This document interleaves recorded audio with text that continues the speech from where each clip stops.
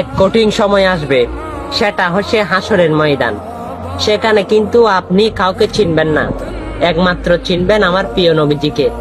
আপনি কিন্তু আমার প্রিয় নবীজিকে 3 জায়গায় পাবেন।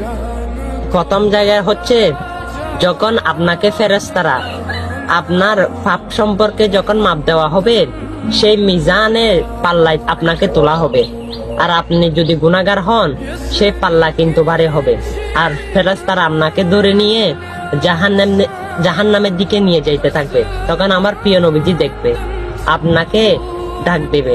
তখন ফেরেশতাকে জিজ্ঞেস করবে, হে ফেরেশতা, আমার উম্মতকে কোথায় নিচ্ছ? ফেরেশতারা বলবে, ইয়া রাসূলুল্লাহ, তার পাপ কিন্তু বেশি, তাই তাকে জাহান্নামে দিচ্ছি। তখন আমার প্রিয় নবীজি আপনাকে আবার নিয়ে আসলো, এসে মিজানের পাল্লায় তুললো। আমার প্রিয় নবীজির আঙ্গুলটা আপনার পাল্লার মধ্যে দিল, আপনার নেকির পাল্লা ভারী হয়ে গেল। হ্যাঁ,